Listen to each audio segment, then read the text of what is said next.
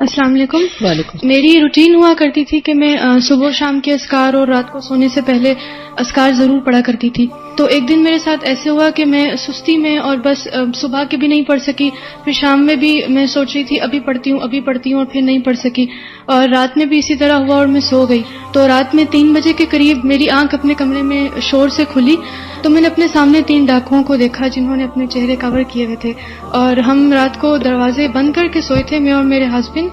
لیکن وہ کھڑکیاں کھول کر اندر داخل ہو گئے اور ہمارے بیڈ روم کے بھی اندر داخل ہو گئے. تو میرے ہسبینڈ نے ریزسٹ کیا تو انہوں نے ان کو قتل کر دیا.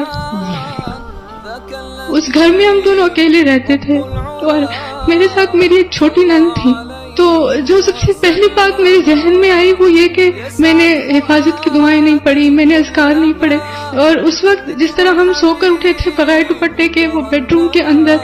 اور گھر کے دروازے کھلے اور ہم لڑکیاں اکیلی اور 3 نقاب پوش ڈاکو، اتنا خوفناک منظر تھا. اور اس وقت مطلب میرے شوہر خون میں لت پت میرے سامنے آخری سانسیں لے رہے. تو اللہ تعالیٰ بہت یاد آئے فوراً، اور میں نے پھر ان اذکار کا سہارا لیا. اسپیشلی جو فوراً سے مجھے یاد آیا کہ میں نے رات کو سونے سے پہلے معوذتین نہیں پڑھی تھیں اور سونے کے اذکار، تو فوراً سے وہ میری زبان پر الحمدللہ اللہ تعالیٰ نے میرے ذہن میں ڈالا اور جاری ہو گئے. اور ایسے ہوا کہ وہ کچھ ایسے کنفیوز ہو گئے وہ ڈاکو کے، پتہ نہیں وہ چوری کرنے آئے تھے یا ان کے دشمن تھے، ہمیں کچھ نہیں پتا، لیکن وہ اس کے آگے کچھ نہیں کر سکے اور کنفیوژن میں ایک کے چہرے سے نقاب کے گیا، ایک کے جوتے وہیں رہ گئے اور وہ بھاگ گئے. اور میں گھر میں اکیلی تھی، لیکن الحمدللہ اللہ تعالیٰ نے جو ہی میں نے یہ اذکار پڑھنا شروع کیے میں نے اپنے اندر ایک ایسی غیر معمولی طاقت محسوس کی. اور بہت ساری مشکلات تھی، جیسے میں نے فون اٹھایا تو میرے پاس کریڈٹ نہیں تھا، PTCL خراب تھا،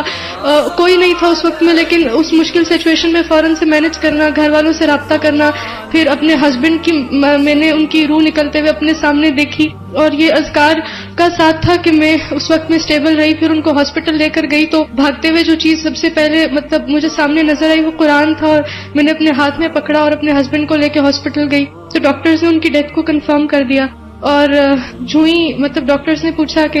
یہ آپ کے کیا لگتے ہیں، میں نے بولا یہ میرے ہسبینڈ نے، تو انہوں نے کہا یہ تو ایکسپائر ہو چکے. میرے ہاتھ میں قرآن تھا اور سب سے پہلے میں نے قرآن کھولا اور یہ جو ہم سورہ آل عمران اور یہ والی ساری آیات فوراً سے میرے سامنے آئی. تو کہنے کا مقصد یہ ہے کہ اس سارے وقت میں جو چیز میرے ذہن میں آ رہی تھی کہ میں حفاظت کی دعائیں نہیں پڑھ سکی، میں سونے سے پہلے اذکار نہیں پڑھ سکی، اور الحمدللہ جب میں نے ان کو اس وقت سارے وقت میرے زبان پہ یہ اذکار تھے تو میں نے اپنے اندر ایک ایسی طاقت محسوس کی جس نے اس وقت مجھے اتنا نڈر اور بے خوف بنا دیا کہ میں اس ساری سچویشن سے ایسے گزر گئی کہ مجھے پتہ نہیں چلا. میری شادی کو صرف 6 مہینے کچھ دن ہوئے تھے، میرا پہلا بیٹا میرے ہسبینڈ کے 2 months کے بعد پیدا ہوا، لیکن ان مشکل ترین سٹیجز پہ میں نے اللہ تعالیٰ کو اپنے اتنے ساتھ محسوس کیا صرف ان اذکار کی مدد سے. پھر میں نے اپنی عدت کے لیے یہ ٹارگٹ سیٹ کر دیا کہ میں نے انشاءاللہ تعالیٰ ان سب دعاؤں کو زبانی حفظ کرنا ہے، اور ایاک نستعین ساری اور یہ سونے کے اذکار ان سب کو میں نے الحمدللہ حفظ کیا. اور میرے ہسبینڈ، یہ 3 بجے کا واقعہ اور رات کو 2 بجے تک میرے ہسبینڈ فیس بک پہ بیٹھے ہوئے تھے. میں اب یہ سوچتی ہوں کہ اگر ان کو پتا ہوتا کہ میری زندگی کا صرف 1 گھنٹہ رہتا ہے تو وہ اس طرح ٹائم نہیں ویسٹ کرتے.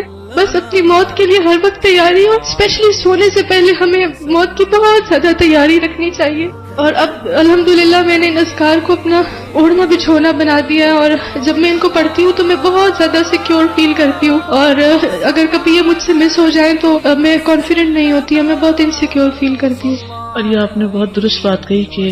رات کو سوتے وقت ہمیں نہیں پتا ہوتا کہ ہمارے آس پاس کیا ہو رہا ہے، ہم بے خبر ہوتے ہیں. ان چیزوں کو معمولی نہ سمجھیں، یہ اللہ کا کلام ہے.